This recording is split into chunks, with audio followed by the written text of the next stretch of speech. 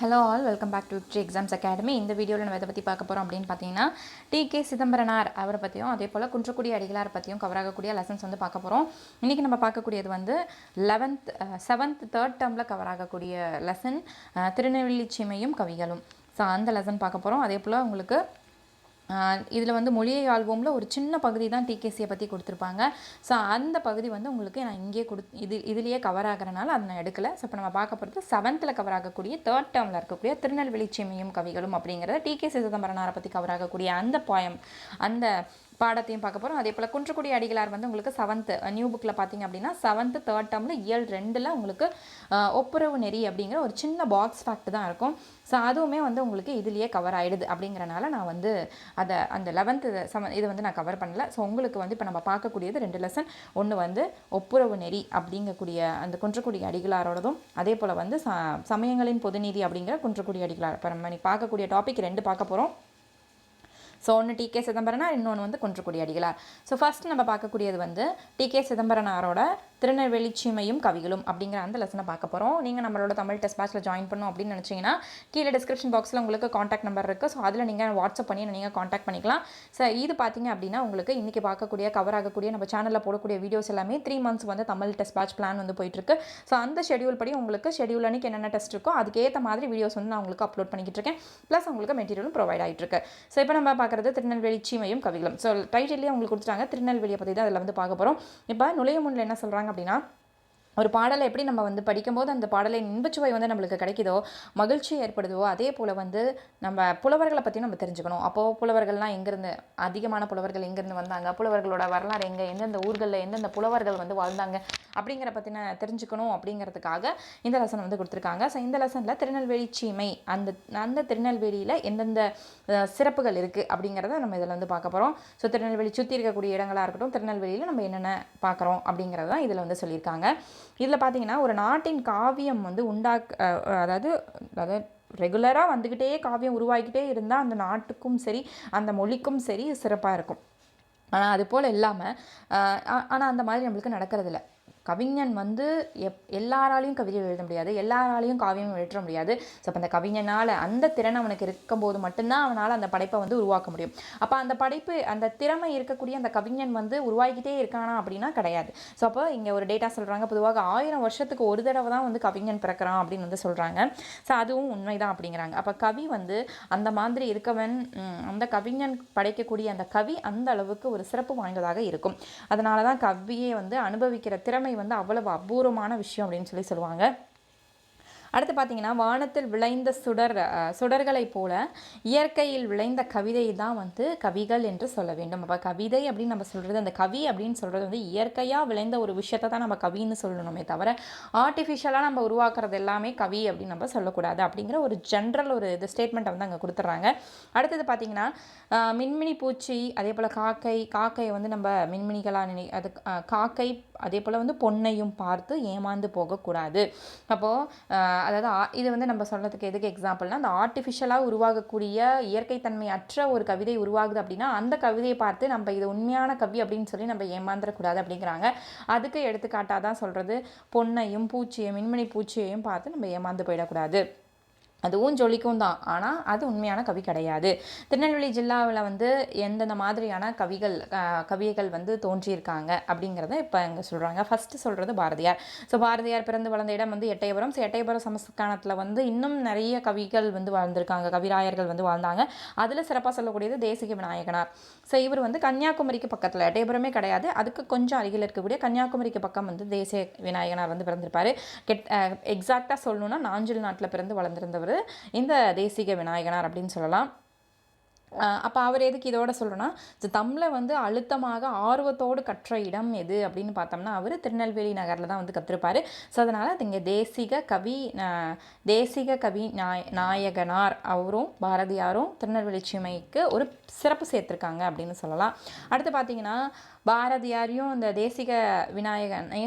தேசிக கவி நாயகனாரையும் நம்ம கொஞ்சம் ஒதுக்க வச்சுட்டு வேறு யார் யாரெல்லாம் வந்திருக்காங்க அப்படின்னு சொல்லி இவங்களுக்கு முந்தின ஜெனரேஷனில் பார்த்தோம் அப்படின்னா ஸோ அங்கே வந்தவர் தான் அப்படின்னு பார்த்தோம்னா எந்த இடத்துல அப்படின்னு பார்த்தோம்னா கோயில்பட்டியிலேருந்து கிழக்கில் 8 மைல் தூரத்தில் பாரதியாரின் பிறப்பிடமாகிய எட்டயபுரம் இருக்குது. ஸோ அங்கே சுமார் 200 வருடங்களுக்கு முன்னாடி தோன்றியவர் கடிகை முத்துப்புலவர். ஸோ அவர் வேங்கடேசுர எட்டப்ப ராஜாவை பற்றி பல பாடல்களை பாடியிருக்கார். அப்போ கடிகை முத்துப்புலவர் யாரை பற்றி அதிகமான பாடல்கள் இயற்றியிருப்பார் அப்படின்னு பார்த்தோம்னா ஸோ எட்டப்ப ராஜா. ஸோ அவரோட பெயர் வேங்கடேஸ்வர. ஸோ வேங்கடேஸ்வர எட்டப்ப ராஜாவை பற்றின பாடல்கள் அதிகமாக பாடினவர் கடிகை முத்துப்புலவர். ஸோ கடிகை முத்துப்புலவரும் இந்த எட்டயபுரத்தை சுற்றி தான் அவரோட பிறப்பிடமும் இருந்திருக்கு. இவங்கெல்லாம் யார்? ஸோ பாரதியாருக்கு முன்ன ஜெனரேஷன். அடுத்து மணியாச்சியிலிருந்து 7-8 மைல் தூரத்தில் நம்ம போய் பார்த்தோம்னா தாமிரபரணி நதி இருக்கும். ஸோ அந்த சிற்றாரும் கலக்கிற இடம்தான் சீவலப்பேரி என்கின்ற முக்கூடல். ஸோ அடுத்தது நம்ம பேசக்கூடிய இடம் முக்கூடல். ஸோ அந்த முக்கூடல் பல்லு அப்படிங்கிற அந்த நூலையும் நீங்கள் கேள்விப்பட்டிருக்கீங்க. முக்கூடல் பல்லு என்னும் பிரபந்தம் முக்கூடலை பற்றியது. ஸோ அப்போ அந்த முக்கூடலை பற்றின கதையை தான் அந்த இதில் நம்ம சொல்கிறோம் அப்படின்னு சொல்கிறாங்க. சாதாரணமாக ஒரு ஜென்ரலாக மழையே பெய்யாத ஒரு இடத்துல அன்னைக்கு மேகம் சுருண்டு சூழ்ந்து மழை பெய்யுது அப்படின்னா அது அவங்களுக்கு ஒரு இசையாக தோன்றும், ஒரு இனிமையாக இருக்கும். அதை இடி முழக்கம்லாம் அவனுக்கு இசையாக இருக்கும் அப்படிங்கிறது தான். ஸோ அப்போ என்ன பண்ணுவாங்க? ஸோ கூடி கும்மாளம் போடுவாங்க, அந்த மழையில் நனைவாங்க. நம்மளுக்கு மழை பெஞ்சிக்கிட்டே இருக்கக்கூடிய இடத்துல மழை ஒரு பெரிய விஷயமா தெரியாது. ஆனால் மழையே இல்லாத வறட்சியாகி மக்கள் தண்ணீருக்காக ஏங்கி நிற்கக்கூடிய இடத்துல மழை பெய்யும் போது அந்த மழை அவங்களுக்கு ஒரு அமுதமாக இருக்கும் அப்படிங்கிறதா இந்த வரிகள் உணர்த்தது. ஆற்று வெள்ளம் நாளை வரத்தோற்று தேகுறி மழையால் மின்னல் ஈல மின்னல் சூழ மின்னுதே. ஸோ அப்போ அவங்களுக்கு அந்த குடியானவர்களுக்கு அங்கே வசிக்கக்கூடியவர்கள், அந்த வறண்ட பூமியில் வசிக்கக்கூடிய குடியானவர்களுக்கு இடி முழக்கம் சங்கீதமாகவும் மின்னல் நடனம் மின்னல் வீசுறது அவங்களுக்கு அது நடனம் மாதிரி தெரியும், நடனம் ஆடுற மாதிரி தெரியும் அப்படின்னு சொல்கிறாங்க. இப்போது ஒரு சில புலவர்கள் பார்த்தோம். இவங்கெல்லாம் திருநெல்வேலி எட்டயபுரம் அதே போல் அதை சுற்றி இருக்கக்கூடிய பகுதிகளில் வாழ்ந்த கவிகள் அப்படின்னு பார்த்தோம். அடுத்தது திருநெல்வேலிக்கு போகலாம் அப்படின்னு சொல்கிறாங்க. ஸோ சுமார் 300 வருடங்களுக்கு முன்பு மதுரை பக்கத்தில் இருந்தால் பலப்பற்றை சொக்கநாத புலவர் நெல்லைக்கு வந்திருப்பார், திருநெல்வேலிக்கு வந்திருப்பார். ஸோ அப்போ வேறு இடத்துல இருந்து திருநெல்வேலிக்கு வந்தவங்க பலப்பட்டடை சொக்கநாத புலவர் வந்திருப்பார். ஸோ இவர் நெல்லையப்பர் கோவிலில் எழுந்தருளுள்ள காந்திமதி தாயை தரிசித்தார். ஸோ அப்போ அந்த தாயை வழிபட்டிருக்காங்க. எந்த தாய்? காந்திமதி தாய். அந்த கோயில் எழுந்தருளுள்ள கோயில் நெல்லையப்பர் கோயில்னு சொல்கிறாங்க. ஸோ அதே போல் அதை ஸோ அடுத்தது பார்த்திங்கன்னா திருநெல்வேலியிலேருந்து திருச்செந்தூருக்கு போகக்கூடிய அந்த டைரெக்ஷனில் 18வது மைல் தூரத்தில் மயிலில் ஆற்றுக்கு வடக்கரையில் இருக்கக்கூடிய ஒரு இடம் தான் சீவைகுண்டம் அப்படின்னு சொல்லக்கூடிய இடம். ஸோ அங்கே பிள்ளை பெருமாள் சீவைகுண்டத்து பெருமானை பற்றி பாடியுள்ளார். அப்போ யார் அங்கே ஃபேமஸான ஒரு கவின்னு சொல்கிறோம்? பிள்ளை பெருமாள். அவர் எதை பற்றி பாடியிருக்காருன்னா சீவைகுண்டத்து பெருமாளை பற்றி பாடியிருக்காரு. ஆற்றுக்கு தென்கரையில் நம்மாழ்வார் அவதாரஸ்தனமான ஆழ்வார் திருநகர் இருக்கிறது. ஸோ அந்த ஆற்றுக்கு தென்கரையில் நம்மாழ்வார் அவதார ஸ்தலம் அந்த ஸ்தலம் இருக்குது. நம்மாழ்வாரோட ஸ்தலம் இருக்குது.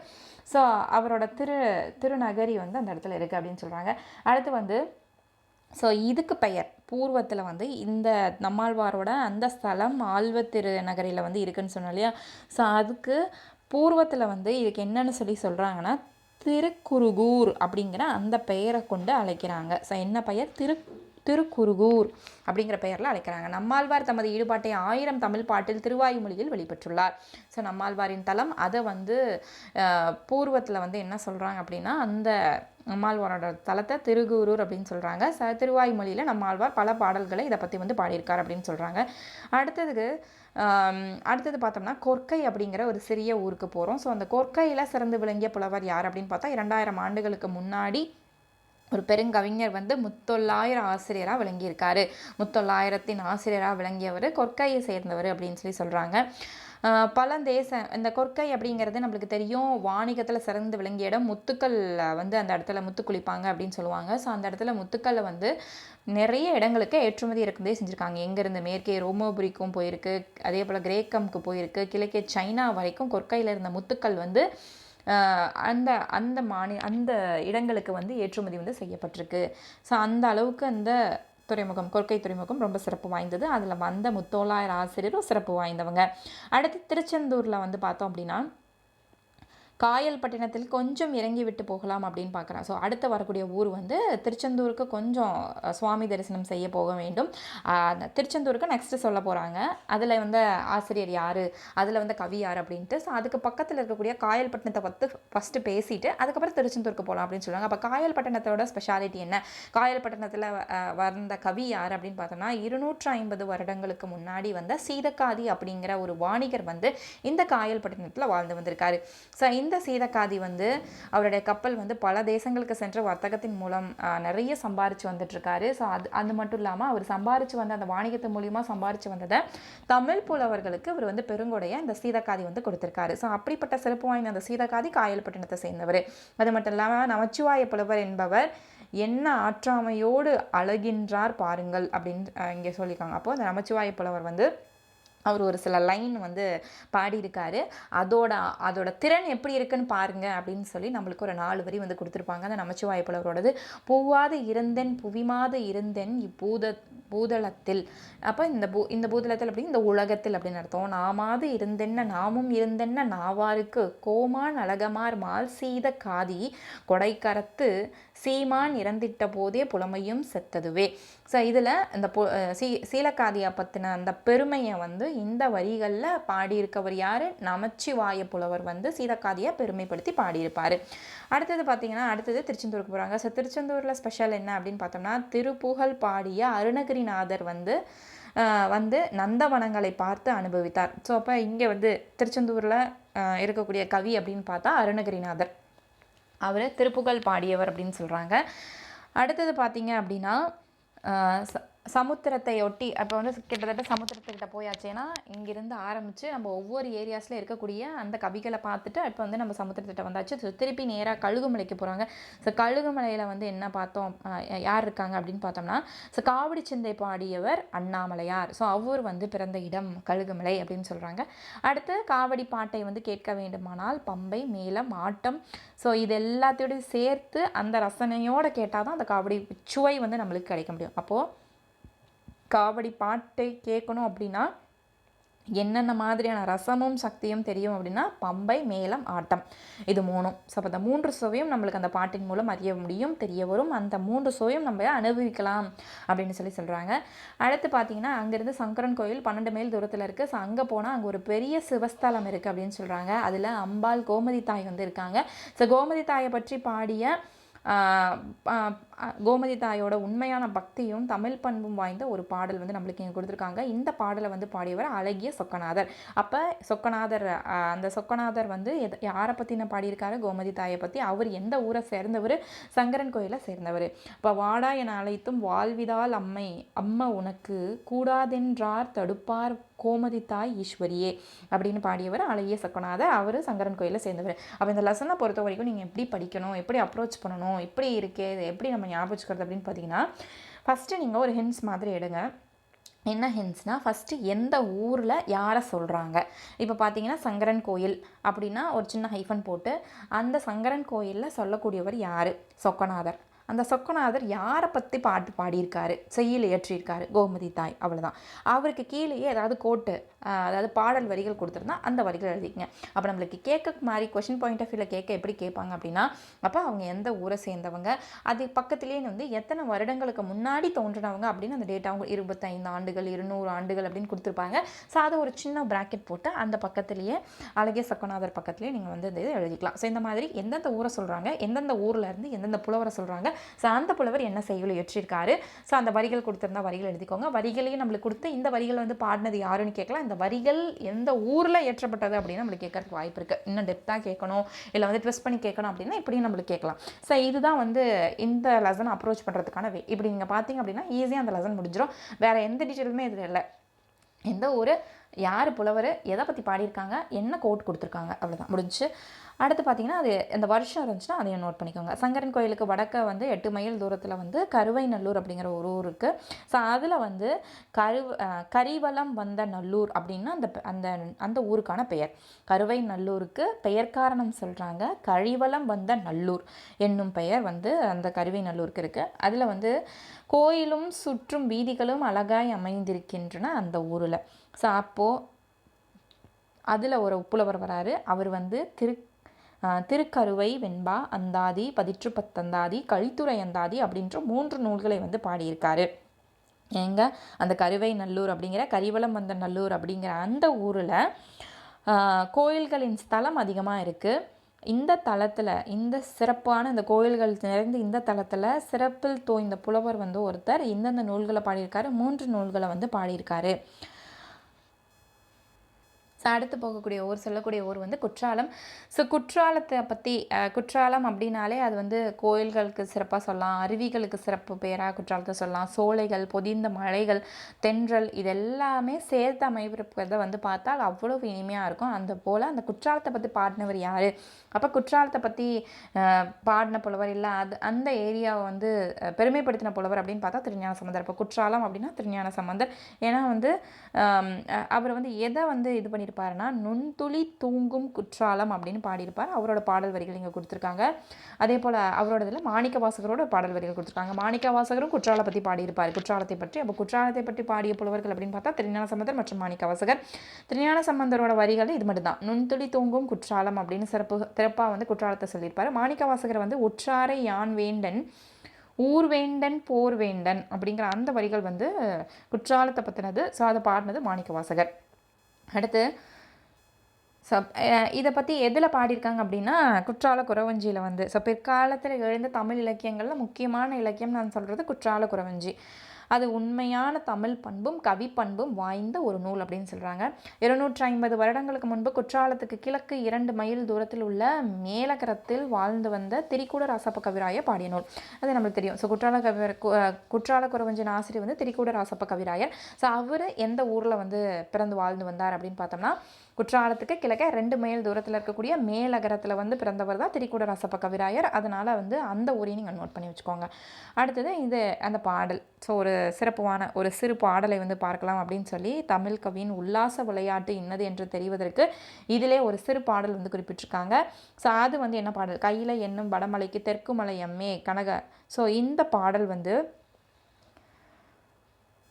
குற்றாலமலையின் பெருமையை வந்து சிறப்பாக சொல்லக்கூடிய ஒரு பாடல். ஸோ திரிகூட ராசப்ப கவிராயர் இயற்றிய ஒரு பாடல். ஸோ அந்த பாடலை நீங்கள் பார்த்துக்கோங்க. அப்போ இந்த பாடலை இயற்றியவர் யாருன்னு கேட்கறதுக்கு வாய்ப்பு இருக்குது. ஸோ இதுதான் வந்து இந்த லெசனோட ஒரு குறிப்பு. ஸோ இது வந்து புக் பேக்குக்கு ஸ்டூடெண்ட்ஸ்க்கு வந்து என்ன கொடுத்துருக்காங்கன்னா இது வந்து அந்த காலத்தில் தோன்றுனது அப்படிங்கிறனால ஏறக்குறைய அந்த காலத்து நடையிலேயே இருக்கும். ஸோ அதனால் படிப்பதற்கு கொஞ்சம் இந்த மாதிரி எளிமையாக இருக்காது அப்படிங்கிற மாதிரி ஒரு குறிப்பும் வந்து சொல்லியிருக்காங்க. ஸோ திருநெல்வேலி சீமை அப்படின்னு சொல்லக்கூடிய இடம் இப்போது நம்ம எந்தெந்த இடத்த சொல்லலாம் அப்படின்னா திருநெல்வேலி மற்றும் தூத்துக்குடி மாவட்டத்தை இணைத்த பகுதி தான் திருநெல்வேலி சீமை அப்படின்னு சொல்கிறோம் அப்படின்னு சொல்லியிருக்காங்க. ஸோ இந்த நூலை வந்து இயற்றியவர் வந்து டி.கே. சிதம்பரனார். இவர் என்னென்ன வேலை பார்த்துருப்பார் அப்படின்னா வழக்கறிஞர் தொழில். ஆரம்பத்தில் இவர் வந்து செய்த தொழில் வந்து இவர் வந்து வழக்கறிஞராக இருந்திருப்பாருங்க. லேட்டராக தான் இவர் வந்து தமிழ் எழுத்தாளராகவும் திறனாய்வாளராகவும் புகழ் பெற்றார். அடுத்து இவருடைய சிறப்பு பெயர் இல்லை இவர் என்னென்ன சிறப்பிச்சிருக்காங்க அப்படின்னு பார்த்தோம்னா ரசிகமணி அப்படிங்கிற ஒரு சிறப்பு பெயரை சிறப்பித்து இவரை வந்து சொல்கிறது என்னென்னா ரசிகமணி அப்படின்னு இவரை சிறப்பித்து பாடியிருக்காங்க.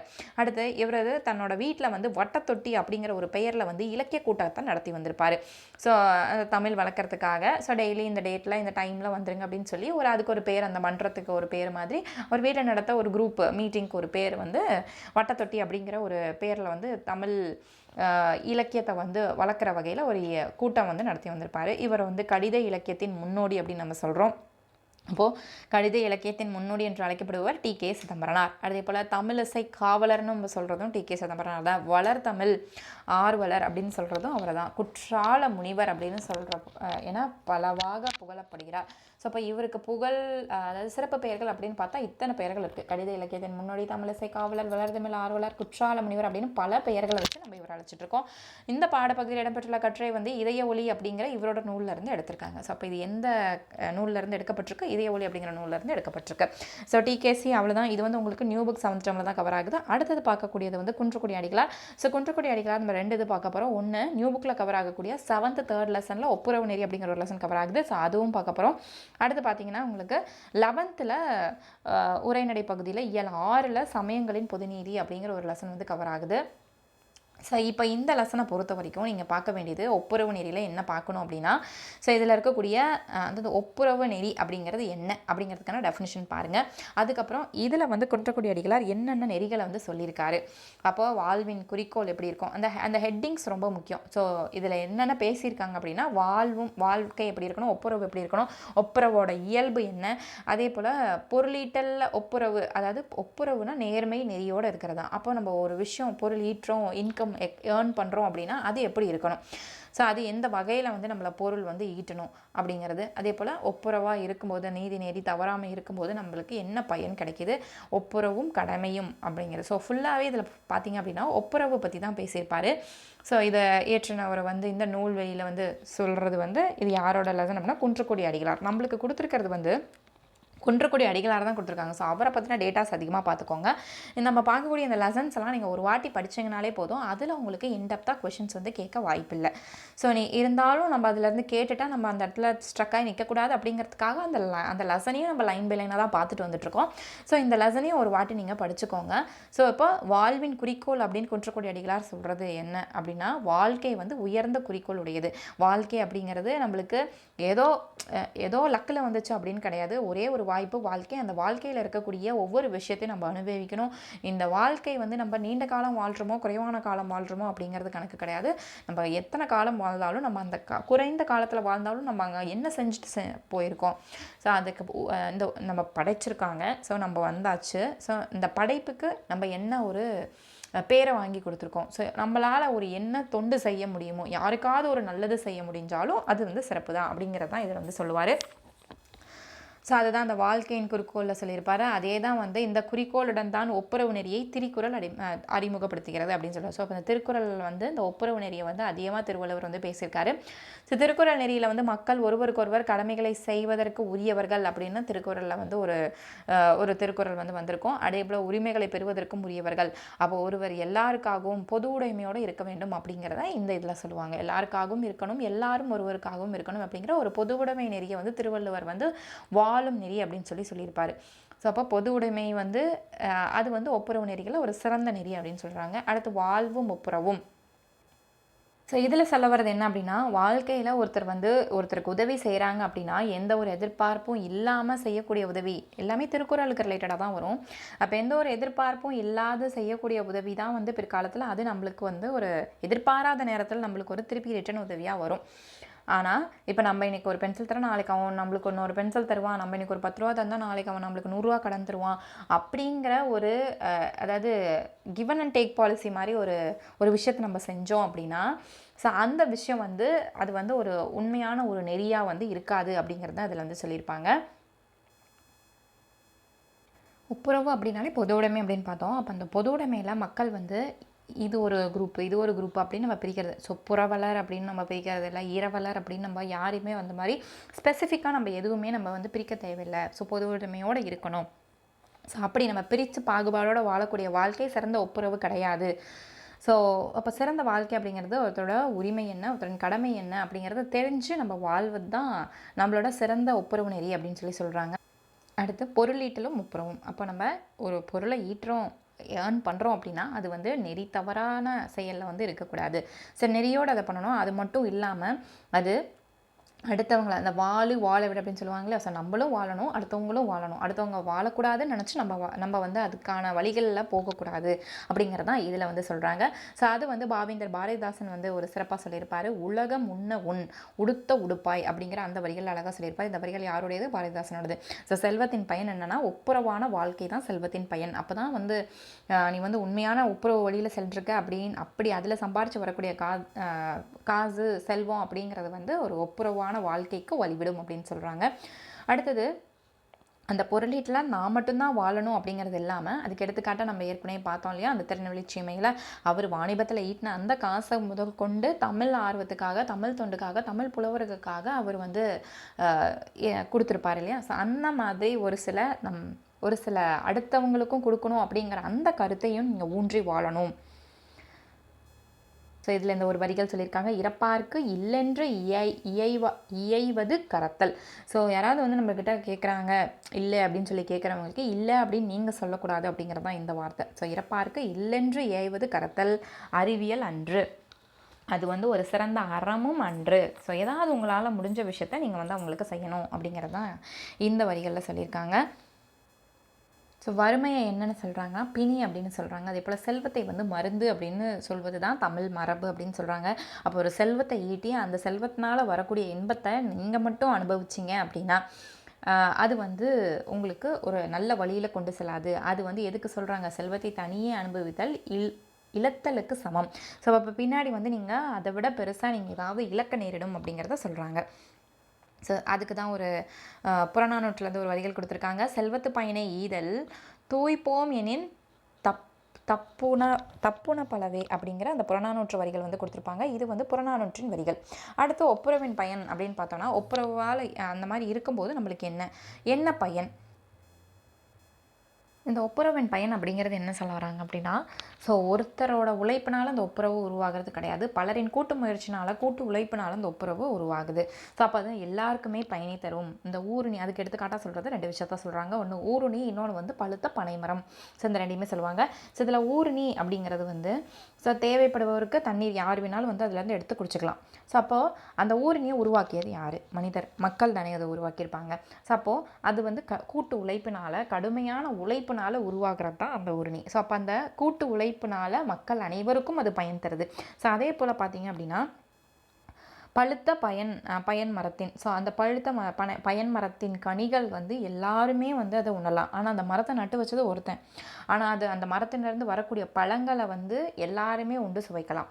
இதே வந்து அந்த மரம் தானாகவே வளர்ந்து யார் ஒருத்தர் சாப்பிட்டு அந்த இதிலேருந்து அந்த விதையிலேருந்து வந்துருந்துச்சு அப்படின்னா அப்போது அது இயற்கையாக உருவான ஒரு இது. அதை வந்து இது ஏன் இங்கே சொல்ல வராங்க அப்படின்னா, கவிகள் இப்போ தமிழை வந்து படைக்கிறது ஒருத்தர், அதாவது ஒரு தமிழ் கவிதையாக இருக்கட்டும், இல்லை வந்து ஒரு தமிழ் காவியத்தை படிக்கிறது ஒருத்தர். ஆனால் அதை படித்து பயன்பெறக்கூடியவங்க பல்லாயிரக்கணக்கான பேர்கள். ஸோ அப்போ ஒருத்தருடைய கடின உழைப்பினாலேயோ இல்லை கூட்டு உழைப்பினாலேயோ சரி உருவாகக்கூடியது தனக்கு மட்டும் இன்பத்தை தரக்கூடியதாக இருக்கக்கூடாது, அடுத்த பல பேருக்கு அது வந்து இன்பத்தை ஈட்டக்கூடியதாக இருக்கணும். அதுதான் வந்து ஒப்புரவின் பயன் அப்படின்னு சொல்லி அதில் முடிக்கிறாங்க. ஸோ இதுக்கு ஈக்குவலாக வந்து 2 திருக்குறளை வந்து சொல்கிறாங்க. ஊருணி நீர் நிறைந்த ஆற்றே உளவாம் பேரறிவாளன் திரு அப்படிங்கிற அந்த குறள். ஸோ இந்த குறளோட பொருள் என்ன அப்படின்னா, உலகினர் வந்து விரும்புமாறு உதவி செய்வது, எனக்கு மட்டும் இல்லாமல் தேவைன்னு இருக்கவங்களுக்கும் என்ன மாதிரியான தேவை இருக்கோ அந்த தேவைக்கு ஏற்ப அவங்களுக்கு உதவி செய்ய வேண்டும். அப்போ அந்த தேவைக்கு ஏற்ற உதவி செய்கிறது ஒரு ஊருணிக்கு எடுத்துக்காட்டா. ஊருணில் நிரம்பிய நீர் போல எல்லாரும் யார் வேணாலும் வந்து அதை பயன்படுத்தி கொள்ளலாம்.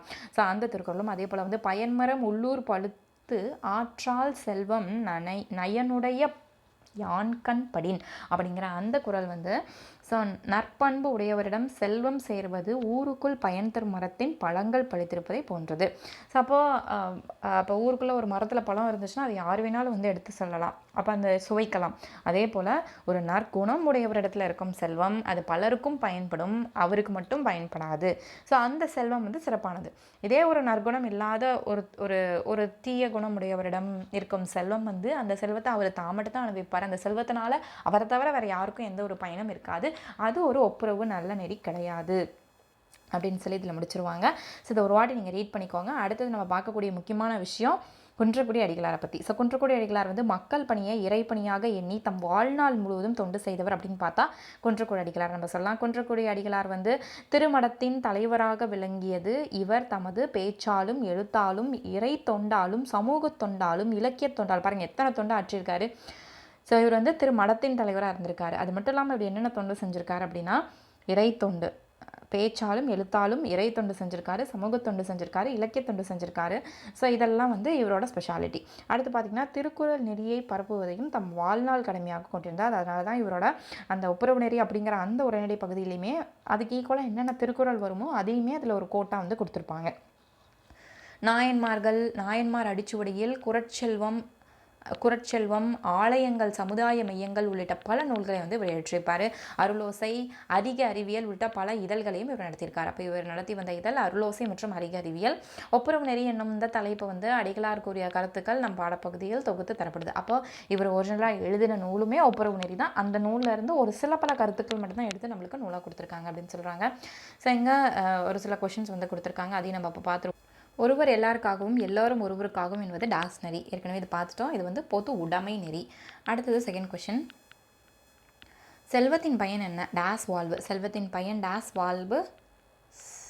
ஸோ இதுக்கான ஆன்சர் நம்ம ஏற்கனவே பார்த்தாச்சு. Option C is right answer, ஒப்புரவு வாழ்வு.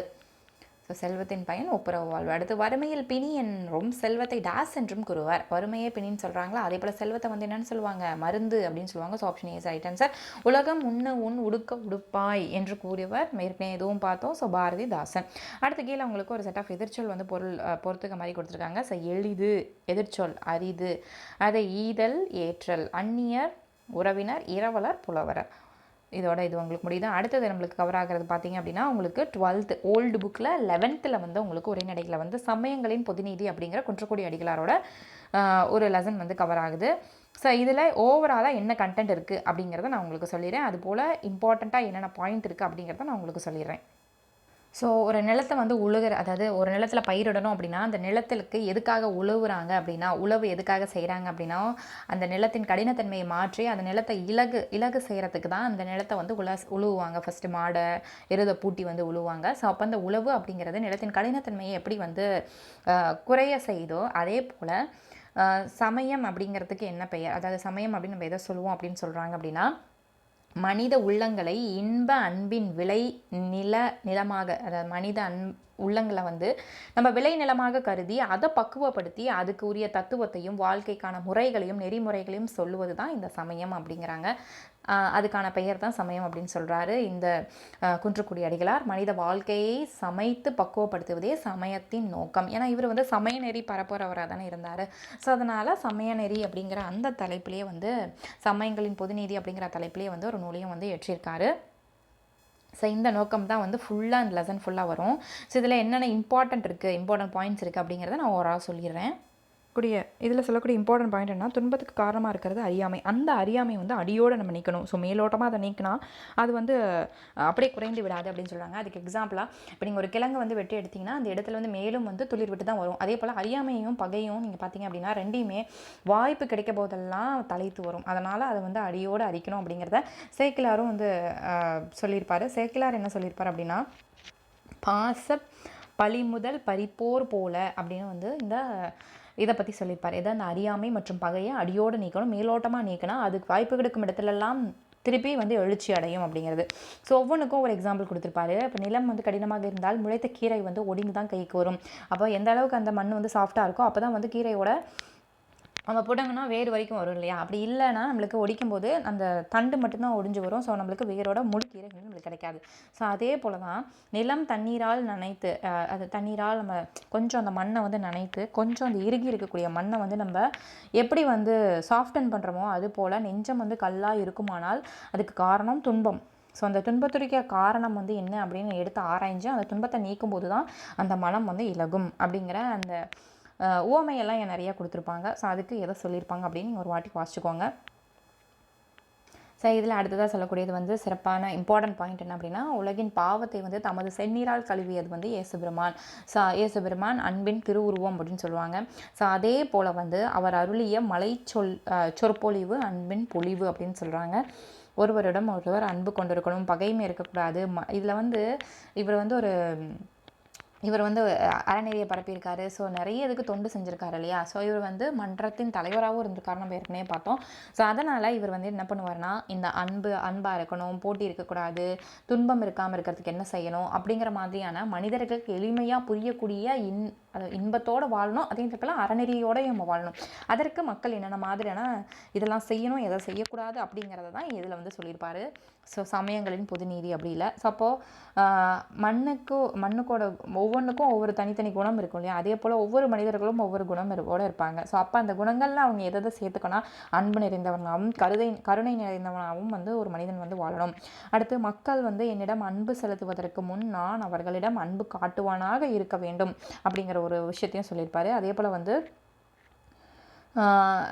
ஆர்ச் ஃப்ரான்சிஸ் அப்படிங்கிற ஒரு பெரியார் வந்து இறைவா நான் அன்பு விதையை விதைப்பேனாக என்று. ஸோ இப்போ இந்த வரிகள் வந்து சொன்னவர் யார் அப்படின்னு பார்த்தா ஆர்ச் ஃப்ரான்சிஸ் அப்படிங்கிற ஒரு பெரியார் வந்து சொல்லியிருந்திருப்பார். ஸோ இது வந்து அவருடைய அறிவுரை. ஆர்ச் ஃப்ரான்சிஸ் சொன்னது என்ன அப்படின்னா, அப்போது நான் மற்றவங்களோட மனசில் வந்து அன்பை வந்து விதைக்கணும். அதுக்கு என்ன பண்ணணும், அப்போ அவங்க என்கிட்ட அன்பு காட்டணும்னா நான் முதல்ல அவங்களுக்கு அன்பு காட்டினா தான் அவங்க என்கிட்ட ஒழுங்காக இருப்பாங்க. ஸோ அது வந்து சொல்லியிருப்பேன். அதே போல் முகமது சாகோபின் அவரோட அருள் வாக்குகள் என்ன அப்படின்னா, அன்பின் நலம் சிறந்து விளங்குகின்ற ஒரு வாக்கு வந்து சொல்லியிருப்பார். பிறர் அன்பு பாராட்டாமலும் பிறர் அன்புக்கு பாத்திரமாகாமலும் இருப்பவனின் நற்குணங்கள் என்பது முகமது இரா அப்படின்னு சொல்லி முகமது சாகேபினோட அருள்வாக்கு. ஸோ இந்த வரிகளை பார்த்துக்கோங்க. இதோட யாரெல்லாம் சொன்னாங்க அப்படிங்கிற அந்த பேரை வந்து பார்த்துக்கோங்க. ஸோ முகமது சாகோபின். ஸோ அடுத்தவனோட துன்பத்தை எப்போ அவன் தான் துன்பம் அப்படின்னு சொல்லி கருதுறானோ அப்போது அந்த மனிதன் வந்து என்ன ஆவான் அப்படின்னு சொல்லி சாகோபின் வந்து சொல்லியிருப்பார்னா சூபி ஆவான் அப்படின்னு சொல்லி சொல்லியிருப்பார். சூபி அப்படிங்கிற அந்த வார்த்தையை சொல்லியிருப்பார்.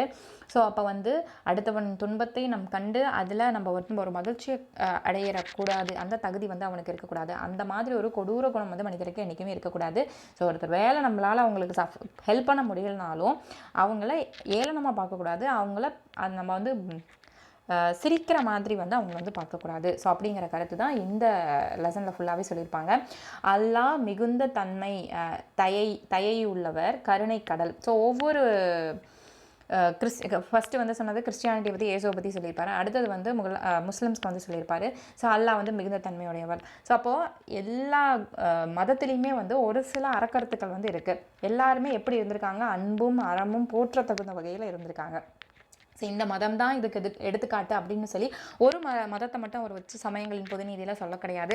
பேரே நம்மளுக்கு குன்றக்குடி அடிகளான்னு இருக்கேன். அப்போ இவர் வந்து ஒரு மதத்தை பற்றி தான் அப்படி கிடையவே கிடையாது. ஸோ இவர் சொல்லக்கூடிய விஷயங்கிறது பாயிண்ட்டு அன்பு அரண், அறியாமை இல்லாமல் இருக்கணும், அறியாமை வந்து போக்கணும். அதே போல் வந்து சண்டை போட்டுட்டு ஒருத்தரை அடிச்சுக்கிட்டு ஒருத்தரையே வந்து செல்வம் ஈட்டிக்கிட்டு மற்றவங்களை துன்பப்படுத்தி கஷ்டப்படுத்தி வாழ்வது, இந்த மாதிரியான விஷயங்கள் இருக்கக்கூடாது அப்படிங்கிறத பொதுவாக எல்லா மதத்தின் சார்பாக வந்து இவர் வந்து சொல்லியிருக்காரு. ஒரு காமனாக சொல்லக்கூடிய ஒரே ஒரு பாயிண்ட், எல்லா உயிர்களிடத்திலும் அன்பு நிறைந்தவனாக அன்பு கொண்டவனாக இருக்க வேண்டும் அப்படின்னு சொல்கிறாங்க. இந்திய சமயங்களில் வந்து சமண சமயமும் ஒரு முக்கியமான சமயம். அந்த சமயத்தில் புராணங்களில் வந்து எதை சொல்கிறாங்க அப்படின்னா, ஜிதேந்திர தேவன் அப்படிங்கிற ஒருத்தரை பற்றி சொல்கிறாங்க. ஸோ அந்த ஜிதேந்திர தேவன் வந்து தர்மத்தின் இறுதி எல்லையில் வரை சென்று தர்மத்தை வந்து போற்றி ஃபாலோ பண்ணி வந்திருப்பார். ஸோ அதனால் அது வரையும் வந்து ஒரு சிறந்த எடுத்துக்காட்டாக சொல்கிறாங்க. அதே போல் மகாவீரர் பகைவனோ நண்பனோ, மகாவீரர் வந்து என்ன சொல்லி பகைவனாக இருந்தாலும் சரி, நண்பனாக இருந்தாலும் சரி, விரோதியாக இருந்தாலும் சரி, வேண்டியவனாக இருந்தாலும் சரி, வேண்டாதவனாக இருந்தாலும் சரி, எல்லா மக்களிடத்துலையும் வந்து அன்பு காட்டணும். அதே தான் வேதங்கள்லையும் சமயத்துலேயும் சொல்லுது. வேதங்களின் அடிப்படையாகவும் அதுதான் இருக்குது. ஸோ வேதத்துலேயும் அதுதான் சொல்கிறாங்க. அடுத்து பார்த்தீங்கன்னா, அன்பும் சிவமும் இரண்டென்பார் அறிவிலார். அதே போல் அன்பே சிவமாதாரும் அறிகிலார், அன்பே சிவமாவதாரும் அறிந்தப்பின். ஸோ இப்படிங்கிற அந்த வரிகளை வந்து பாடியிருக்கு. ஸோ இந்த அன்பு அப்படிங்கிற இந்த வரிகள் வந்து குன்றக்குடி அடிகளாரோடது. அடுத்து அன்பும் சிவமும் இது ரெண்டுமே ஒன்று தான். ஸோ அது ரெண்டுமே இருக்கணும் அப்படின்ட்டு. அடுத்து யாவருக்கும் மாம் இறைவார்க்கென்றும் பச்சிலை.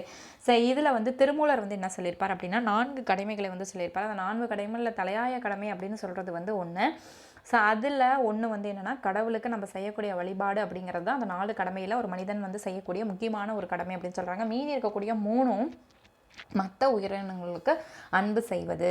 அதாவது அது வந்து மனிதனாக இருக்கலாம், இல்லை வந்து ஒரு பசுமாடாக இருக்கலாம். ஸோ அதுக்கு ஒரு சாப்பிட உணவு கொடுக்குறது, இந்த மாதிரியான விஷயங்கள் அன்பு செலுத்தணும் அப்படிங்கிறது தான் ஒரு காமன் கான்செப்ட் இந்த லெசன் ஃபுல்லாகவே. ஸோ அதில் யார் என்னென்ன மாதிரிலாம் சொல்லியிருக்காங்க, ஸோ ஒவ்வொரு மதத்துலேயும் அந்த அன்பு அறத்துக்கான கருத்து வந்து என்னென்ன வந்திருக்கு, சமண மதத்தில் என்ன வந்திருக்கு, கிறிஸ்தவ மதத்தில் என்ன வந்திருக்கு அப்படிங்கிறத, ஸோ யார் என்னென்ன செஞ்சுருக்காங்க, ஸோ அப்படிங்கிறது அந்த லெசன் ஃபுல்லாகவே இருக்கும். இது வந்து உங்களுக்கு ஓல்டு புக்கில் கவர் ஆகக்கூடிய லெசன். ஸோ இந்த லெசனில் வந்து அந்தளவுக்கு டெப்த்தான கான்செப்ட் அப்படிங்கிறது எதுவுமே கிடையாது. ஸோ ஒன்ஸ் நீங்கள் ஜென்ரலாக அதை ரீட் பண்ணிக்கோங்க. அதிகபட்சமாக நம்மளுக்கு கேட்கக்கூடியது இதில் எப்படி கொஸ்டின்ஸ் கேட்கலான்னா, இந்த குன்றக்குடி அடிகளாரோட இந்த வரிகளை கொடுத்து இது யாருடைய வரிகள் அப்படின்னு கேட்கலாம். ஸோ அப்போ இதில் அவர் சொல்லக்கூடிய விஷயம் என்ன அப்படின்னா, அன்பு செலுத்துவது. ஸோ அதை வந்து சமயங்கள் மூலிமா அந்த பொது நீதி அப்படின்னு, அப்போ சமயங்களில் சொல்லக்கூடிய எல்லா சமயத்துலையும் பார்த்துங்க, பொது நீதினு சொல்லக்கூடியது எது, அன்பு. ஸோ அந்த அன்பை தான் வந்து மையமாக கொண்டு இந்த லெசனில் ஃபுல்லாகவே சொல்லியிருப்பாரு. ஸோ இப்போ நம்ம பார்த்த அந்த 2 லெசனுமே உங்களுக்கு கொஞ்சம் படிக்கிறதுக்கும் கொஞ்சம் ரிஸ்க்காக தான் இருக்கும், கொஞ்சம் உரைநடை ஃபார்மேட்டில் தான் இருக்கும். ஸோ அந்த கண்டென்ட் ஈஸியாக நம்மளுக்கு புரியாத மாதிரி தான் இருக்கும். ஸோ 1க்கு 2 வாட்டி நீங்கள் வாசிங்க, அதில் இருக்கக்கூடிய அர்த்தம் அந்த பொருளை மட்டும் நீங்கள் தெரிஞ்சுக்கோங்க. இதில் அதிகமாக உங்களுக்கு வந்து கொஷின்ஸ் வந்து சொருளும் பொருளுமாக இருக்கட்டும், இல்லை வந்து உங்களுக்கு புக் பேக் கொஷின்ஸாக இருக்கட்டும், அதிகமாக அதில் வந்து உங்களுக்கு கிடையாது. ஸோ நீங்கள் வந்து அதிகமாக கான்சன்ட்ரேட் பண்ண வேண்டியது இந்த 3 டெஸ்ட், அதாவது நம்ம கொடுத்துருக்கக்கூடிய டெஸ்ட்டு போர்ஷன்ஸில் பாவேந்தர், டிகே சிதம்பரனார், குன்றக்குடி அடிகளார் கொடுத்துருப்போம். அதிகப்படியான போர்ஷன்ஸ் கவர் ஆகிறதும் பாவேந்தர் பாரதிதாசன் தான். உங்களுக்கு நியூ புக் அண்ட் ஓல்டு புக்கில் அதிகமாக இருக்குது. ஸோ அது இல்லாமல் எக்ஸ்ட்ரா நீங்கள் பார்க்க வேண்டியது அந்த டிகேசியும் அதே போல் குன்றக்குடி அடிகளாரும் நீங்கள் பார்த்துக்கலாம். ஸோ இந்த டிகேசிக்கு உங்களுக்கு ஓல்டு புக்கில் எந்த மெட்டீரியல்ஸும் கிடையாது, ஸோ எந்த பாயிண்ட்ஸும் கிடையாது. ஸோ அடுத்த டெஸ்ட்டுக்கு வந்து நம்ம கண்ணதாசன்லேருந்து ஆரம்பிக்க போகிறோம். ஸோ இதை அவ்வளோக்கு இம்பார்ட்டன்ஸ் கொடுக்காம ஜென்ரலாக ஒரு வாட்டி நீங்கள் ரீட் பண்ணி அந்த கான்செப்ட் மட்டும் என்னென்னு பார்க்குற மாதிரி தெளிவு வச்சுக்கோங்க இந்த டிகே சிதம்பரனாரும் குன்றக்குடி அடிகளாரும். ஸோ நெக்ஸ்ட் கிளாஸஸில் உங்களுக்கு அடுத்த டாபிக்ஸ் டெஸ்ட்டுக்கான ஷெடியூல்ஸ்க்கான கிளாஸஸ் வந்து பார்ப்போம். ஸோ நீங்கள் அந்த பேட்சில் ஜாயின் பண்ண அப்படின்னு நினச்சினா கீழே டிஸ்கிரிப்ஷன் பாக்ஸில் நம்பர் இருக்குது, அதில் நீங்கள் காண்டாக்ட் பண்ணிக்கலாம்.